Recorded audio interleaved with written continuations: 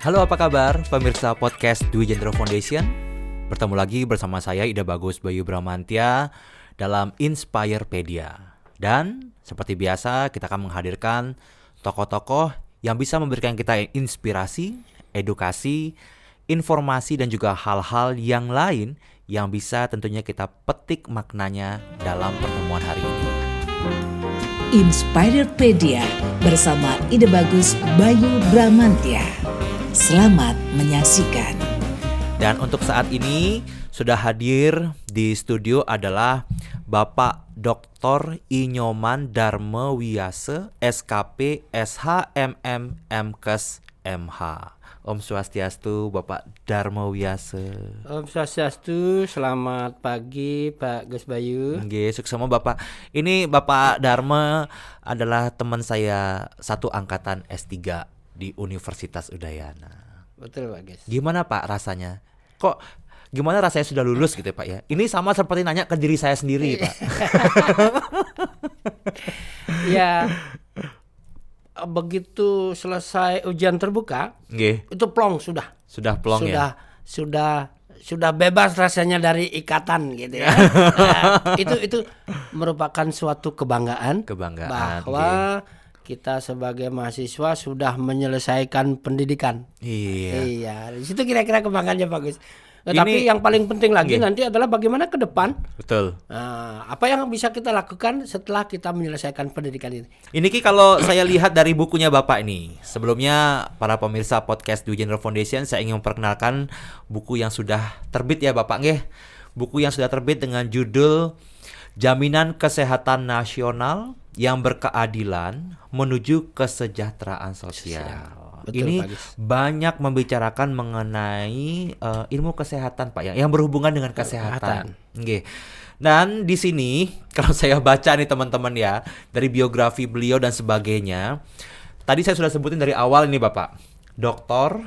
Inyoman Darma Wiyase, sarjana keperawatan, sarjana hukum, magister manajemen, magister kesehatan, magister hukum.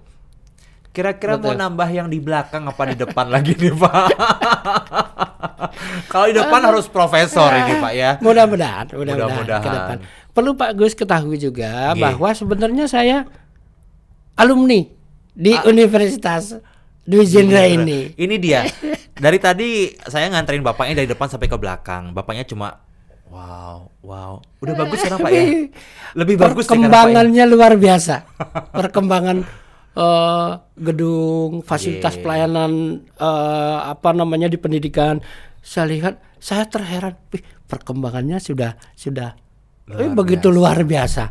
Saya di Dwi Jendro tahun 2006-2009, hampir 3,5 tahun. Wow. Di hukum.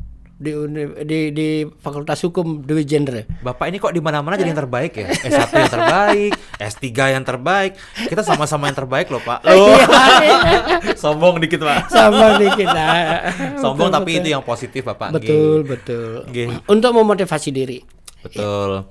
Bapak sekarang bekerja di Rumah Sakit Umum Sanglah ya. Betul. Yang sekarang Rumah apa Pak namanya? Sakit Prof. Dr. Gusti Ngurah Gede Ngurah. Oh, pantesan itu. Ada parkiran 2, Pak. Ya. Ada parkiran Rumah Sakit Sanglah sama parkiran Rumah Sakit Prof itu. Ternyata jadi satu itu, Pak. Satu. Rumah Sakit Sanglah. Saya pikir dibagi 2 gitu, Pak.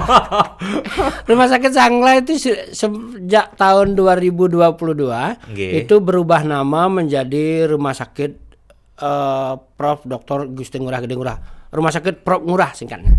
Sudah berubah nama tahun 2022 kemarin, Pak Agustus kalau tidak salah. Iya, makanya ini kalau saya sama pegawai saya Mas Panji kalau parkirnya di ini aja, di Rumah Sakit Prof. Ngurah aja. Jangan di Rumah Sakit Sanglah gitu. Ternyata sama. Oke, Bapak berbicara mengenai kesehatan ini Pak ya, dan Bapak berkarir di Rumah Sakit Umum Sanglah nggih. Di Rumah Sakit Prof. Nike Bapak kan bukan dokter ini Pak. Iya, tapi doktor. Ya Pak ya. Saya mungkin ingin bertanya dari sisi yang lain, bagaimana seorang ahli hukum lah Pak ya, seorang sarjana hukum itu bisa berkarir di rumah sakit. secara keseharian bagaimana itu sistem kerjanya atau bagaimana, mungkin banyak lah yang belum tahu Bapak. Nggih. Jadi kita mengakui bahwa orang-orang yang berpendidikan hukum bisa bekerja di mana saja. Betul. Nah, dari Bapak sendiri bagaimana nih Pak di rumah sakit? Di rumah sakit saya basicnya sebenarnya adalah perawat, Pak Gus. Perawat, orang kesehatan. Saya menyadari dan kita semua menyadari, insan-insan kesehatan mulai menyadari bahwa pentingnya pemahaman tentang hukum di dunia kesehatan. Karena kita ketahui bahwa dunia kesehatan rentan sekali terhadap tuntutan-tuntutan hukum atau terjadi masalah-masalah hukum.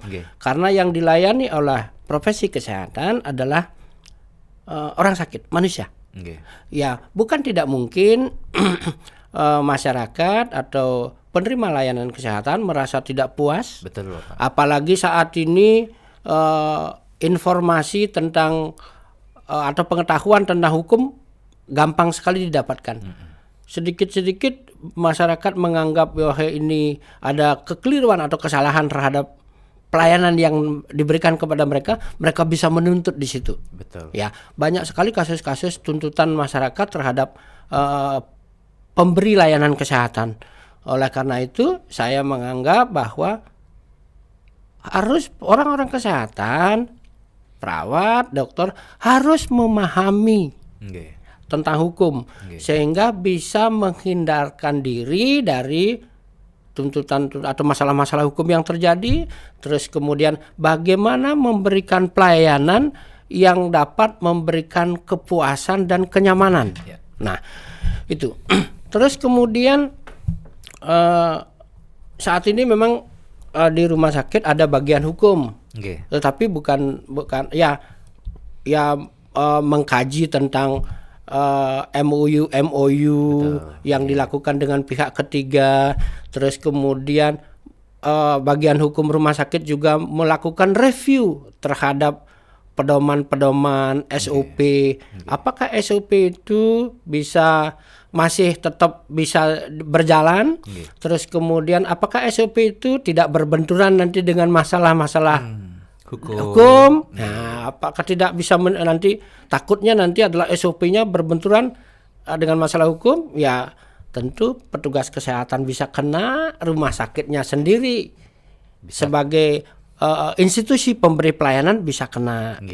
Itu kira-kira itu pentingnya ya Pak ya, pemahaman mengenai hukum itu harus ada di segala sisi ya Pak. Betul, lebih simpelnya aja begini Bapak, waktu misalnya kita mengantar pasien atau sebagai pasien ada salah satu perjanjian yang harus ditandatangani. Betul, ya, betul. Bapak, Ya. Seperti operasi dan sebagainya. Inform consent kalau kita namanya inform consent. Ya, jangan kan cuma begitu Bapak. Ternyata pelayanan-pelayanan kesehatan itu banyak Bapak, yang diterbitkan oleh pemerintah ataupun juga swasta. Salah satunya mungkin yang saat ini masih menjadi bahan yang cukup enak untuk dibicarakan Pak. Enak dibicarakan dalam tanda kutip Bapak. Seperti contohnya BPJS, asuransi. Betul. Nah, bagaimana dengan pelayanan kesehatan itu Bapak? Dari BPJS sendiri tentunya kan tidak hanya serta-merta orang bisa menggunakan kartu itu, terkadang terjadi masalah juga Bapak. Iya, betul. Ini harus mulai penerapan BPJS ini sudah mulai dilaksanakan semenjak keluarnya undang-undang tentang BPJS. Tahun 2011 keluar tentang SJSN, terus kemudian 2014 keluar undang-undang tentang BPJS kesehatan. Di BPJS mengharuskan setiap warga negara, sekali lagi setiap warga negara harus mempunyai jaminan kesehatan. Baik, salah satunya BPJS. Baik. Di BPJS, di undang-undang BPJS dikatakan bahwa pemerintah memberikan jaminan, membayarkan iurannya, preminya untuk masyarakat yang dianggap tidak mampu. Ada namanya PBI, penerima bantuan iuran. Terus kemudian non PBI untuk PNS itu otomatis itu yang dulu namanya kita kenal dengan Askes, asuransi kesehatan. Ya, PNS itu yang punya PNS. Polri dulu TNI Polri dulu Asabri masuk sekarang dirubah lagi menjadi BPJS. Harus masuk ke dalam BPJS. Terus kemudian untuk yang swasta. Itu preminya dibayar oleh perusahaan dan sebagian juga dibayar oleh mereka sendiri. Sama seperti Yayasan Dwi Jendra Bapak, semua pegawai kita masukkan BPJS. Ya. Terus kemudian ada satu lagi adalah yang mandiri, bukan penerima bantuan, bukan PBI, non PBI, tapi mereka mandiri. Seperti advokat dong Pak? Mandiri. Bisa mandiri. Iya. Aduh, nggak dibayarin perusahaan. Iya, bayar kantor, sendiri. Dibayarin kantor hukum sendiri, Pak. Iya, betul ya. Nah, karena di Undang-Undang Kesehatan wajib. Wajib ya. Di Undang-Undang BPJS seluruh warga negara wajib menjadi peserta BPJS. Hanya saja tentu seperti tadi ada aturan-aturan yang harus diikuti untuk menjadi peserta BPJS, untuk mendapatkan pelayanan BPJS. Kita ada namanya FKTP 1. Kita sebagai peserta BPJS untuk mendapatkan pelayanan itu harus terdaftar di FKTP 1. Misalnya di puskesmas atau di praktek mandiri dokter. Ya, ketika kita sakit ya tentu berobat ke situ dulu. Kalau di puskesmas di FKTP tidak bisa dilayani baru ada rujukannya. Dirujuk ke rumah sakit tipe C, rumah sakit tipe C tidak bisa melayani, rujuk ke rumah sakit tipe B. Rumah sakit tipe B tidak bisa dilayani, baru dirujuk ke rumah sakit tipe A. Seperti di Sangla, ya. Tidak bisa masyarakat ujug-ujug berobat langsung ke rumah sakit Sangla, ke rumah sakit tipe A. Tidak bisa. Meskipun kayak saya lah misalnya di Sangla, pegawai Sangla, langsung datang berobat ke poliklinik rumah sakit Sangla nggak boleh, nggak bisa, nggak bisa diklaim oleh ke BPJS, tidak ditanggung oleh BPJS, terkecuali dalam keadaan emergensi. Ya, dalam keadaan emergensi, kecelakaan atau malam-malam sakit perut yang tidak bisa ditahankan, boleh masuk lewat UGD. Emergensi boleh ke situ. Setelah itu baru nanti kita carikan, setelah dilayani baru rujukan. Minta rujukan. Selama ini Rumah Sakit Sanglah memberikan pelayanan di bidang BPJS ini Bapak ya. Ya. Apakah Bapak juga sudah melihat, Bapak sebagai orang hukum ini Bapak, apakah sudah menganalisa juga bahwa manfaatnya memang luar biasa yang untuk masyarakat umum ini Bapak? Untuk manfaat BPJS ini sangat-sangat besar, sangat-sangat bermanfaat bagi masyarakat sebagai penerima.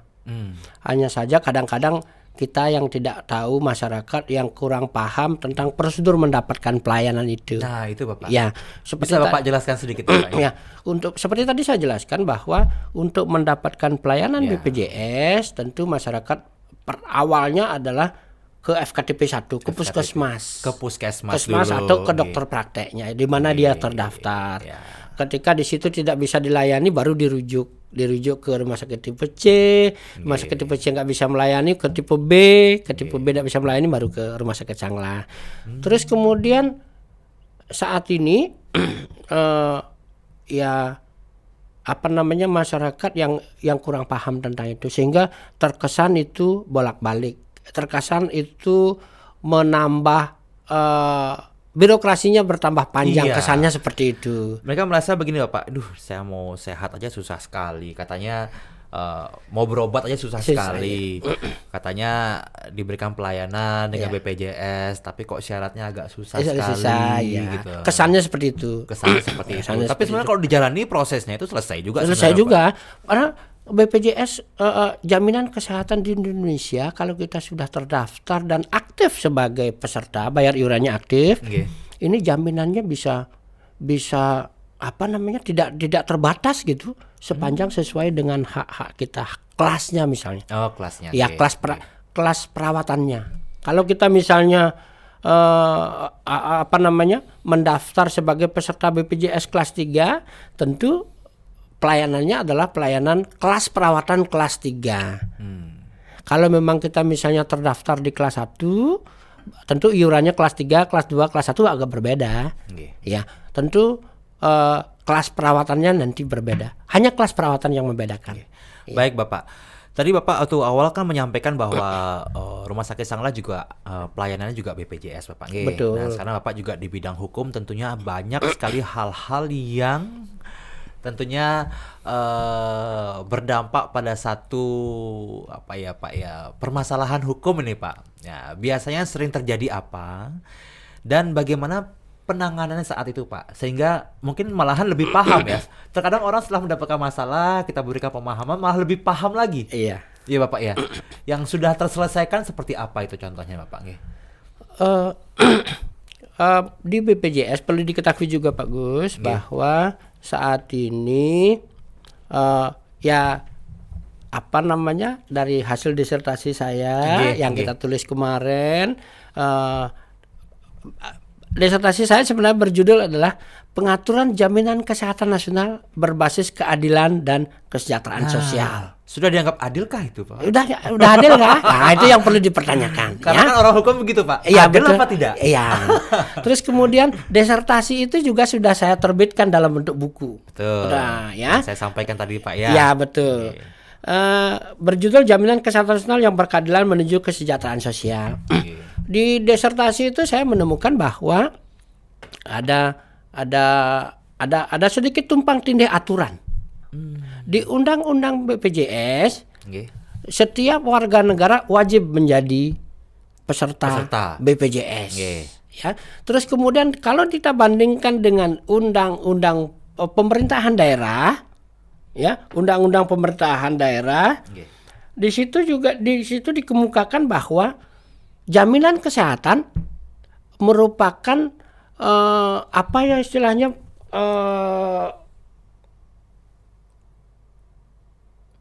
bahwa kesehatan merupakan urusan pemerintah konkuren, urusan pemerintahan wajib konkuren, ya, urusan pemerintahan yang sudah diserahkan ke pemerintah daerah, sehingga muncul banyak pemerintah daerah yang mempromosikan bahwa ada JKN daerah, jaminan kesehatan daerah, Jamkesda, ya, tidak lagi memasukkan warganya ke dalam BPJS. Ini yang agak menjadi masalah, ya. Memang sih daerah yang tidak menjaminkan seluruh warganya ke dalam Jamkesmas, mereka sistemnya adalah rembes sakit baru dibayarkan ke rumah sakit. Tetapi masalahnya adalah yang masyarakat yang tidak dimasukkan ke dalam BPJS tetapi punya jaminan kesehatan daerah, mereka ketika ada masalah ya tidak mempunyai kartu Jamkesmas, tidak mempunyai apa istilahnya sekarang gitu ya, kartu BPJS KIS nggak punya mereka. Ya, ketika saat ini atau wacana ke depan bahwa setiap transaksi transaksi jual beli tanah harus melampirkan BPJS. Akibatnya mereka nggak mempunyai kartu itu, nggak mampu menunjukkan itu. Ya, ketika misalnya jaminan kesehatan daerah itu daerahnya ada masalah, bisa jadi mereka nggak mendapatkan jaminan kesehatan daerah lagi gitu. Karena masalahnya mereka tidak dimasukkan ke dalam peserta BPJS. Nah, di dalam banyak lagi permasalahan aturan yang ada di dalam BPJS ini yang masih menjadi permasalahan. Ya, salah satu temuan saya di disertasi itu adalah harus dilakukan harmonisasi beberapa peraturan-peraturan yang saya sebut dengan universal partisipatif. Ya, untuk mencapai jaminan yang universal mencapai seluruh masyarakat Indonesia, harus ada partisipasi dari seluruh stakeholder, baik pemerintah daerah, pihak swasta, rumah sakit, termasuk masyarakat sebagai penerima, pengguna layanan itu. Gitu kira-kira. Nah,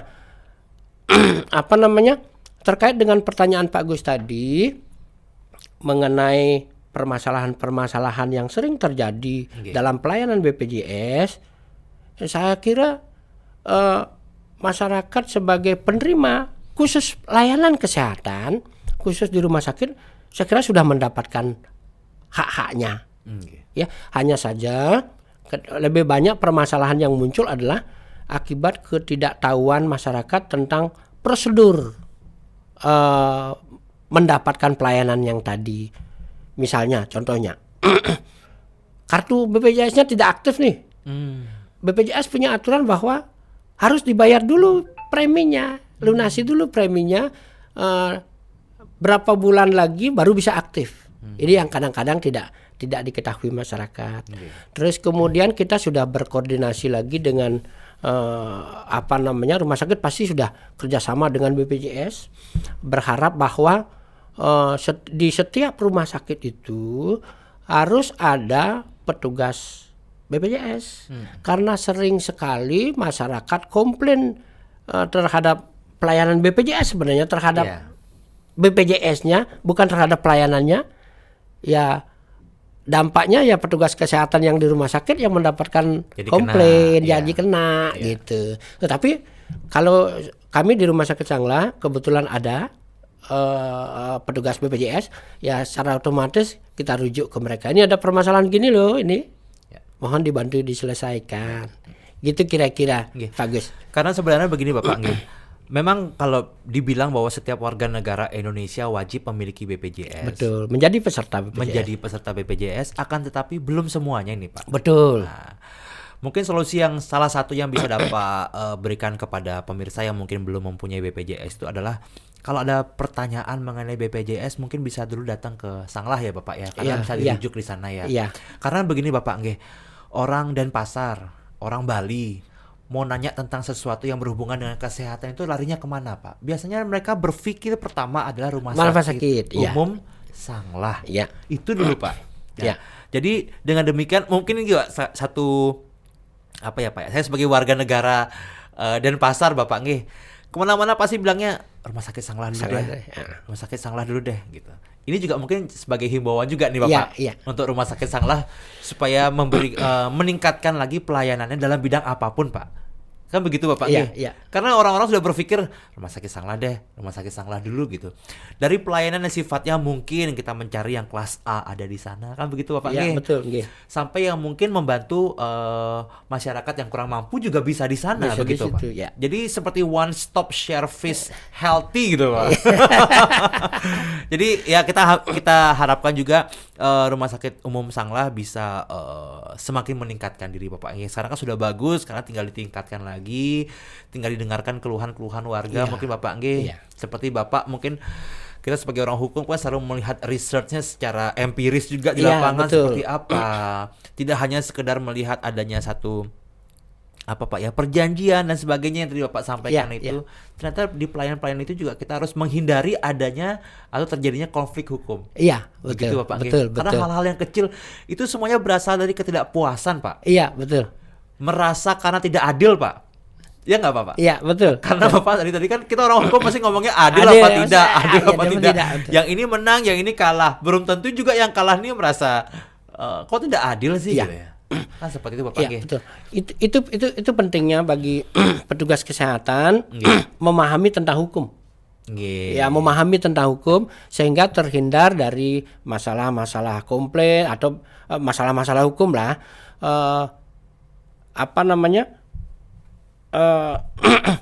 Mulai harus disadari bahwa petugas kesehatan wajib memperhatikan atau wajib memberikan pelayanan yang dapat memberikan rasa nyaman dan aman dan nyaman bagi pasien. Betul. Bukan hanya aman dan nyaman bagi pasien, tetapi bagi pemberi pelayanan, bagi petugas kesehatan, bagi institusi pelayanan juga. Karena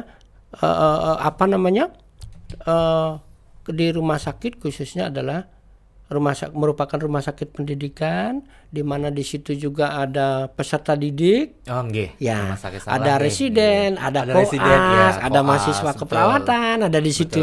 Termasuk mereka inilah yang juga harus diberikan pemahaman. Kadang-kadang gini Bapak misalnya ke UGD Bapak ini yang langsung Bapak sorry ya Pak. Datang, waduh saya nggak dilayani. Nak koas tuh jaga gitu. Kadang-kadang seperti itu. Ya itulah di mereka itu yang harus diberikan pemahaman bagaimana memberikan pelayanan yang dapat memberikan kepuasan. Minimal berikan penjelasan dulu lah ke mereka. Kadang-kadang memang kita akui bahwa pasien kita masuk ke UGD, terus kemudian panik, terus kemudian tidak diberikan informasi apa yang harus dilakukan ini, apa yang sedang dilakukan. Itu yang menyebabkan pasien dan keluarga kadang-kadang panik. Bukan kadang, sering sekali panik. Ya, itu wajar kan Bapak Nge? Wajar, sangat wajar dan itu. memaklumi Bapak Nge. Iya, itu. Hanya saja sebagai petugas kesehatan, sebagai mahasiswa kesehatan yang ada di tempat itu, wajib memberikan informasi. Apa yang harus dilakukan, apa yang sedang dilakukan, apa yang sedang ditunggu oleh pasien. Kesannya bahwa pasien saya kok enggak dibiarin terlantar, ini enggak diberikan penjelasan. Karena seperti kan itu. begitu Bapak Nge, dengan adanya penyebaran sosial media yang begitu cepat Bapak Nge, di segala permasalahan, tidak hanya di rumah sakit Bapak Nge, di hal-hal lain pun kalau terjadi permasalahan tuh cepat sekali Bapak. Betul. Dan kita pasti melihat dari sisi yang awal dulu. Iya. Ternyata setelah diklarifikasi ternyata begini. Nah, itu yang mungkin ya setidaknya seperti Bapak tadi sampaikan, Bapak bekerja di Rumah Sakit Umum Sanglah, setidaknya hal-hal tersebut yang harus diperhatikan Bapak. Dan kita juga mempunyai hak dong Pak untuk bertanya. Iya. Ini kondisinya bagaimana? Kenapa dia bisa seperti ini? Kan begitu Bapak. Terus apa kemudian? Terus bagaimana cara kami menggunakan BPJS ini? Karena waktu kalau kita sudah merasa tidak sakit atau apa, datang ke rumah sakit yang tidak berpikir uang itu Bapak. Ya. Yang berpikirkan adalah penanganannya dulu. Bagaimana mendapatkan pelayanan dulu, bagaimana mengurangi rasa sakitnya dulu kan gitu rasa sakitnya dulu. Perlu juga diketahui Pak Gus bahwa kita masyarakat memang betul sekali panik ketika merasakan sakit. Tapi dalam keadaan emergensi diinstruksikan oleh Kementerian Kesehatan bahwa rumah sakit tidak perlu memikirkan berapa yang harus dibayar ketika dalam keadaan emergensi. Apa bawa kartu BPJS atau tidak? Nah, itu dia. Apalagi meminta uang muka. Panjer. Uang muka. Nanti sangat tidak diperkenankan. Sangat tidak diperkenankan untuk meminta uang muka terlebih dahulu baru diberikan pelayanan. Nah, pengalaman saya dan sepengetahuan saya selama hampir 30 tahun di Rumah Sakit Sanglah, tidak pernah sama sekali untuk meminta uang muka. Baru dilayani. Seperti itu. Setelah dilayani terus kemudian tingkat emergensinya berkurang, baru dijelaskan lagi ke pasiennya. Ini dalam emergensi saya layani, terus kemudian mohon selanjutnya. Baru dilengkapi persyaratan-persyaratan itu. Biar tenang dumun. Betul. Biar masyarakat merasa terlayani. Biar nyaman. Nah itu. Niki Bapak yang mau minta ilmu ini, ya kita ada pelayanan kesehatan. Seperti itu. Apabila dibandingkan dengan negara lain bagaimana ini Pak? Ya. Di disertasi saya ini membandingkan juga bagaimana jaminan kesehatan yang diberikan di beberapa negara ASEAN khususnya yang setara lah dengan kita. Yang Malaysia, Filipina, Thailand. Ini ada kelebihan dan ada kekurangannya. Kalau memang contohnya misalnya di Malaysia. Di Malaysia pemberian jaminan kesehatan memang ada batas-batas tertentu. Tidak semua penyakit dijamin oleh jaminan kesehatannya. Masyarakat juga wajib membayar premi. Di Malaysia, di Filipina, Thailand, universal coverage artinya bahwa seluruh masyarakatnya sudah memiliki jaminan kesehatan. Ya, tetapi kalau kita di Indonesia per bulan Oktober 2022 ini baru hanya mencapai sekitar 78% dari masyarakat Indonesia yang tercover. Artinya bahwa memiliki jaminan. Sedangkan di Filipina, Thailand, Malaysia sudah hampir 100% mereka punya universal coverage. Ya. Terus kemudian kalau yang di Filipina, Thailand memang ada kelebihannya juga bahwa petugas kesehatan sudah ditempatkan sampai ke tingkat distrik, sampai ke tingkat desa. Ya, tapi kita di Indonesia memang belum semua memiliki petugas kesehatan. Tetapi kalau kita di Bali saya rasa sudah hampir seluruh desa memiliki petugas kesehatan. Bahkan di situ ada puskesmas pembantu. Kalau kita di Bali sudah seperti itu. Bahkan yang cukup bagus sebenarnya, yang kita sarankan sebenarnya di dalam pemberian BPJS ini, bagi pemerintah daerah yang keuangannya mampu, ya, bisa memberikan tambahan jaminan yang tidak ditanggung oleh BPJS. Contohnya apa, Pak? Contohnya, misalnya, begitu masyarakat sakit di rumah sakit, tentu dijamin BPJS. Tentu masyarakat yang pulang dari rumah sakit itu mereka tidak sembuh dengan sempurna, tidak sembuh seperti sedia kala. Tentu masih punya masih harus ada perawatan yang harus ditindaklanjuti di rumah. Terus kemudian itu yang tidak ditanggung oleh BPJS. Nah, ada beberapa daerah yang cukup bagus saya kira saat ini dikembangkan di Kabupaten Jembrane. Ya, itu namanya Jaminan Kesehatan Jembrane Plus, JKJ Plus. JKJ Plus. Ya, masyarakat yang pulang dari rumah sakit tentu masih sakit, dikunjungi oleh petugas kesehatan, dijamin oleh Pemdanya. Bagus sekali itu, Pak. Iya, sampai penjemputan pasien dari rumah sakit, dari rumah dibawa ke rumah sakit, tinggal kontak saja, dijemput. Pulang dari rumah sakit, diantar ke rumah sakit. Diantar pulang. Diantar pulang. Terus kemudian BPJS juga sebenarnya tidak menanggung ketika misalnya masyarakat ada kematian gitu misalnya. Meninggal di rumah sakit, tentu pulangnya tidak ditanggung. Tetapi ada pemerintah daerah kayak seperti Jembrane gitu ditanggung mereka. Itu kan bisa mengurangi beban masyarakat. Itu bisa dijadikan contoh di daerah lain, Pak, ya? Ya, betul. Ya, karena kalau di rumah sakit sudah melakukan perawatan, pengobatan, setelah itu juga akan menjadi satu beban juga, Bapak. Betul. Sebagai masyarakat beban juga itu. Habis itu bagaimana? Karena kan banyak juga, Bapak, kasus-kasus yang mungkin meninggal di rumah sakit, kepulangannya itu mereka suka bingung begitu, Bapak. Betul. Padahal yang kita bantu adalah warga yang tidak mampu. Iya. Yang paling simpel aja, Bapak.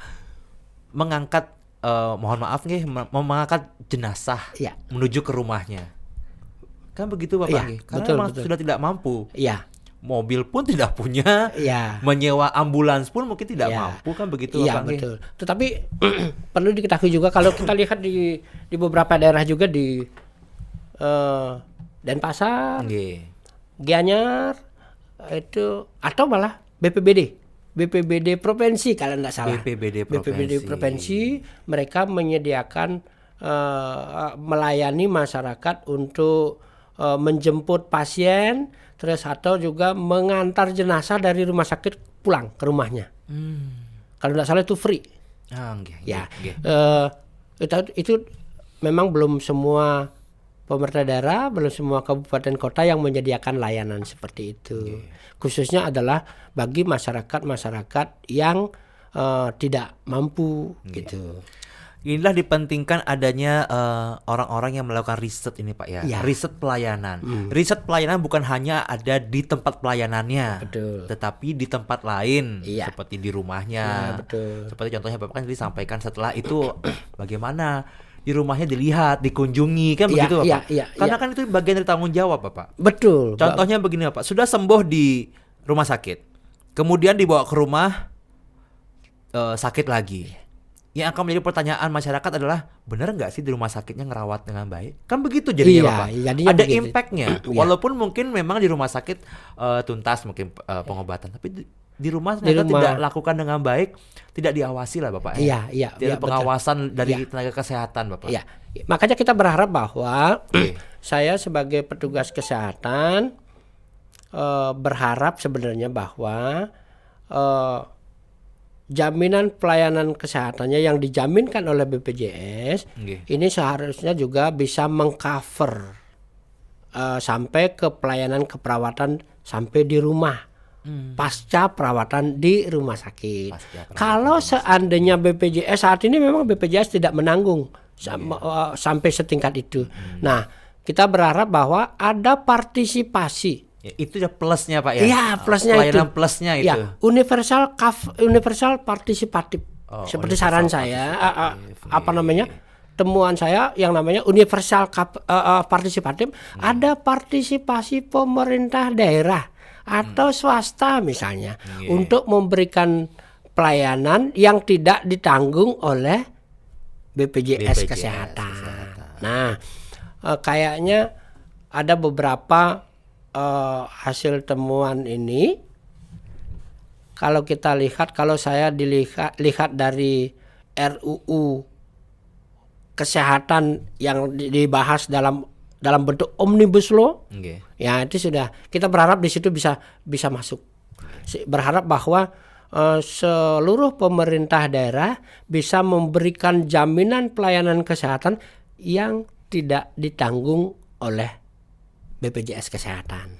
Sehingga masyarakat sebagai penerima layanan kesehatan menjadi lebih sejahtera, menganggap bahwa adil buat mereka untuk mendapatkan pelayanan yang memang mereka butuhkan.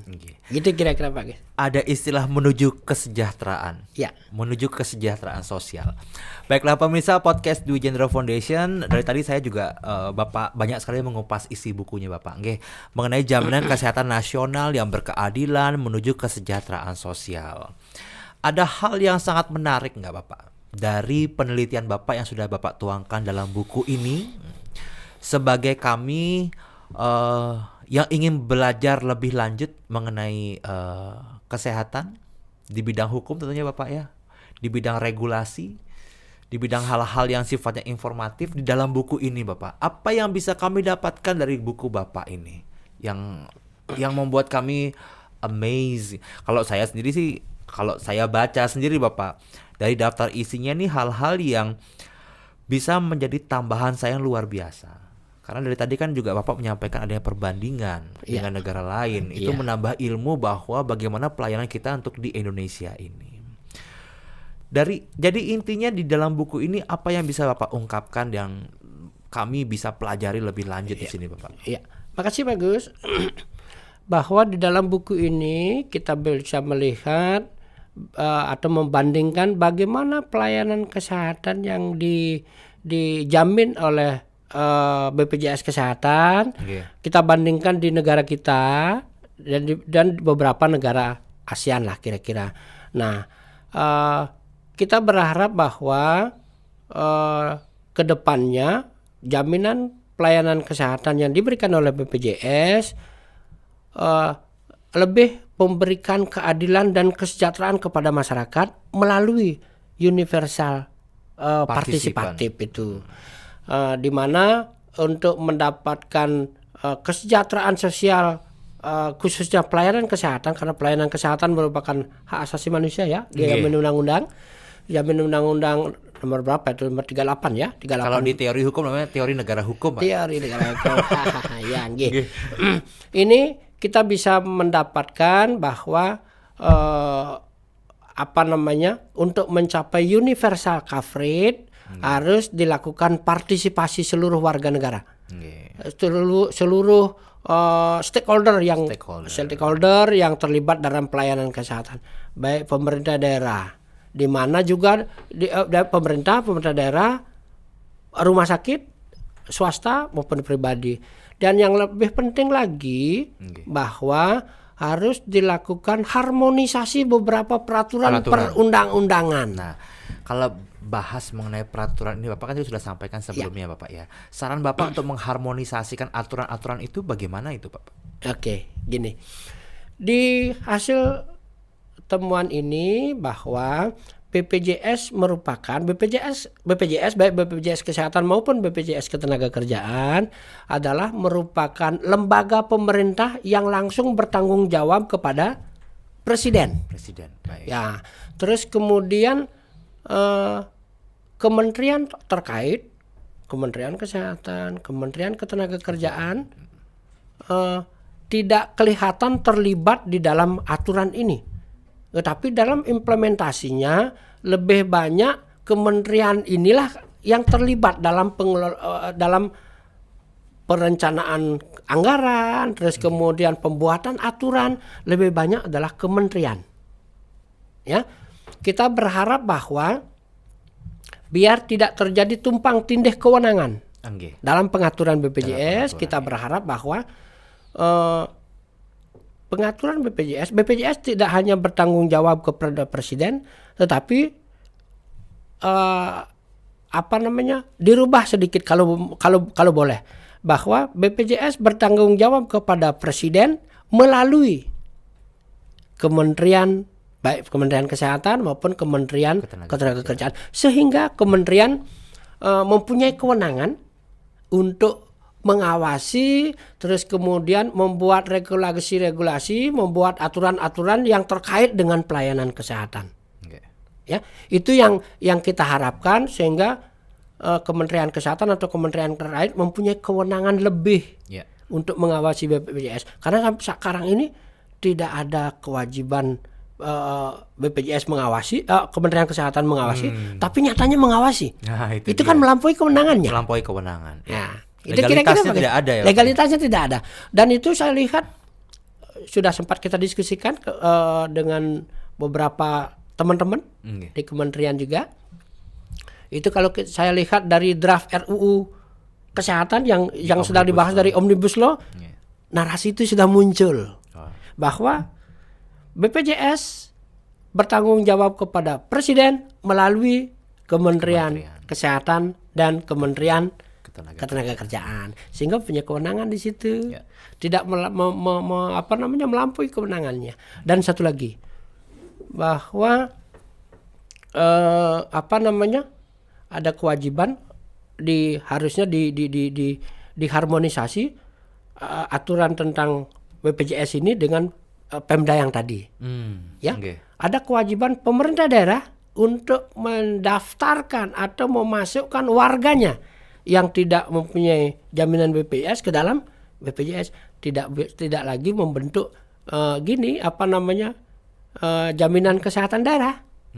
Tetapi pemerintah daerah dapat memberikan manfaat tambahan yang tidak dijaminkan oleh BPJS. Itu kira-kira bagus yang bisa yang gini. Itulah yang disebut dengan universal participation. Ya Pak ya. Wah. Ini jadi semua lini harus ikut berpartisipasi, apalagi kan dunia kesehatan ini cukup luas Bapak ya. Sama luasnya dengan dunia hukum lah Bapak ya. Dan itu semua saling terkait. BPJS saja jaminannya bisa dua, kesehatan dan juga ketenagakerjaan. Nah, itu tentunya juga luas sekali Bapak nggih. Dan adanya suatu kewenangan itu memang sangat penting sekali dalam negara hukum Bapak nggih. Supaya tidak adanya tumpang tindih kewenangan, penyelewengan, dan untuk pengawasannya juga akan lebih mudah Bapak nggih. Betul. Pengawasan terhadap si pengawas tersebut dan juga pengawasan dari luar. Karena dia mempunyai kewenangan untuk melakukan hal itu. Jadi harus ada yang mengawasi. Betul. Kan begitu Bapak. Benar-benar semuanya harus berpartisipasi dalam peningkatan pelayanan kesehatan khususnya. Baik. By the way Bapak Dharma Niki, kalau sekarang kesibukannya apa Bapak? Kesibukan saya sebenarnya sih masih di kantor, di Rumah Sakit Sanglah. Terus kemudian ada ini Bapak, katanya mau buat biar kita nggak pergi ke Korea atau ke Turki Pak. Ini penting buat teman saya Surya Pak. Dia ingin awet muda terus, hidungnya agak sedikit lebih dia terlalu mancung Pak, agak sedikit dipesein. Siapa tahu bisa. Gini. Kita di Rumah Sakit Sanglah, saya kebetulan di perencanaan Pak Gus. Perencanaannya, di bagian perencanaan di Rumah Sakit Sanglah saat ini sedang membangun sebuah gedung untuk pelayanan estetik. Wah, lagi ngetren Pak. Lagi ngetren ya. Sebagai salah satu unggulan di Rumah Sakit Sanglah adalah pelayanan wisata medis. Wisata medis salah satu unggulannya. Terus kemudian untuk pengembangan wisata medis ini yang dikembangkan di Rumah Sakit Sanglah, unggulannya adalah pelayanan estetik.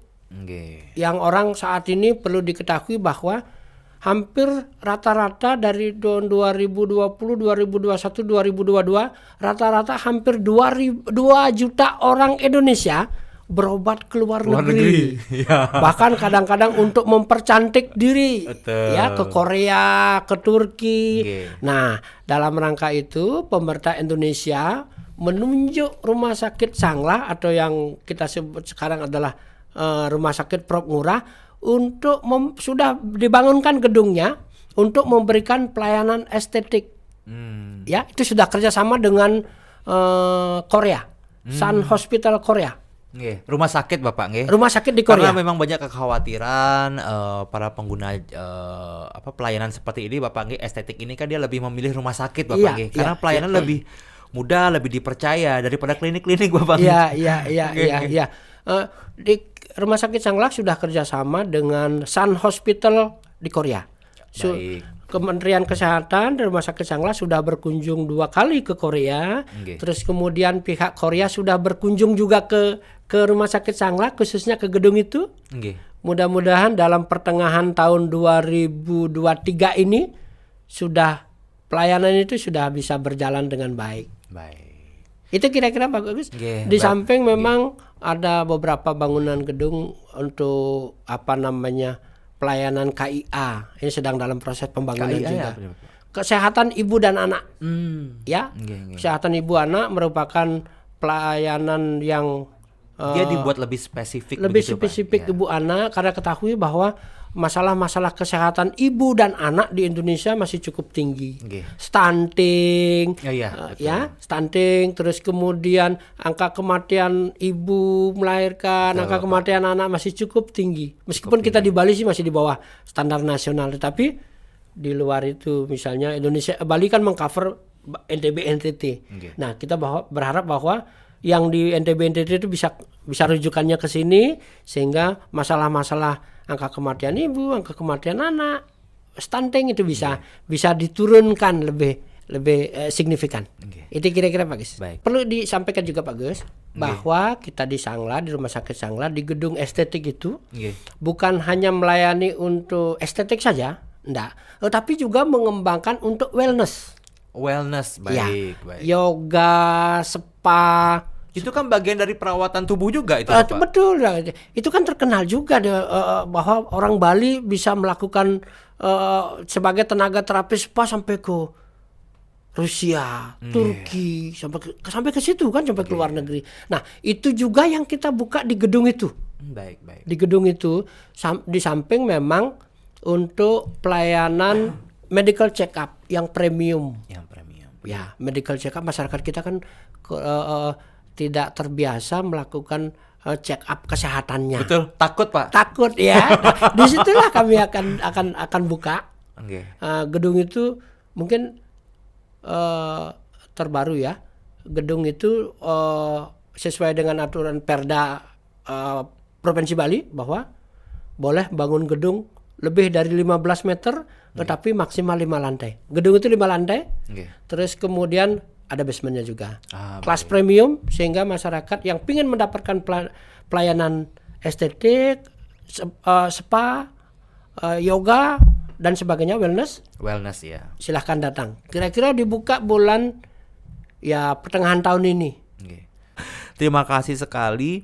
Semoga apa yang kita perbincangkan tadi Bapak Nge bisa memberikan satu ilmu, informasi buat kita semua Bapak Nge. Jadi kita pemirsa tinggal memetik aja apa hasil dari pembicaraan kita untuk sesi ini. Terima kasih Pak Gus sudah mengundang saya. Suatu kehormatan bagi saya yang alumni Dwi Genre, Fakultas Hukum Dwi Genre.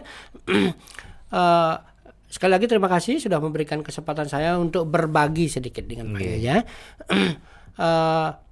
Saya berpesan boleh dong mempromosikan sekaligus Universitas Dwi Genre bahwa ini Dwi Genre sudah cukup maju, luar biasa kemajuannya. Saya mengajak masyarakat. Bangga lah Pak ya. Boy, luar biasa bangganya saya. Jadi Bapak kemana-mana sekolah di mana? Dwi Genre tidak ada. itu promosi secara verbal yang tidak langsung memberikan efek luar biasa Bapak. Iya. Itu loh yang paling penting. Nggih, Jangan ragu-ragu buat masyarakat yang punya anak untuk menempuh pendidikan di Dwi Jendra. Karena Dwi Jendra saat ini kemajuannya luar biasa, fasilitas pendidikannya luar biasa, dosen-dosennya luar biasa. Sudah banyak dosen-dosen Dwi Jendra, teman-teman saya sudah S3 udah banyak. Sudah ada di Fakultas Hukum sudah ada S2 ya Bagus ya. Sampun. Sudah ada. Terus kemudian sehingga masyarakat tidak perlu ragu-ragu lagi.